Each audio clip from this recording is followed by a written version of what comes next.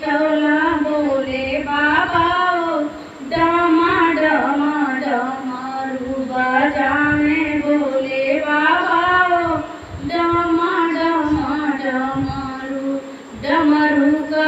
आवाज सुन के चंदा दौड़ल आइले अरे चंदा दौड़ल आइले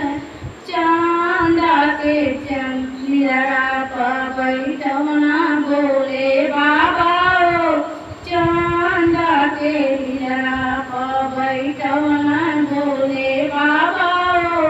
डमा डमा डमरू बजवला बोले बाबा ओ डमा डमा डमरू डमरू का आवाज सुन के नगवा दौड़ल आइला अरे नगवा दौड़ल आइला नगवा के हरावा बनवला बोले बाबा ओ नगवा के हरावा बनवला बोले बाबा ओ डमा डमा डमरू बजवले बोले बाबा ओ डमा डमा डमरू डमरू का आवाज सुन के बिछुआ दौड़ल आइला अरे बिछुआ दौड़ल आइला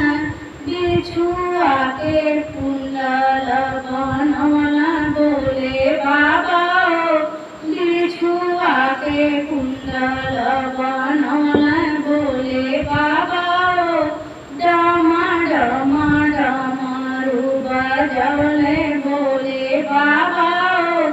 डमा डमा डमरू डमरू का आवाज सुन के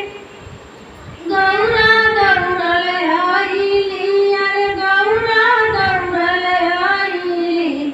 गौरा के दुल्हन बन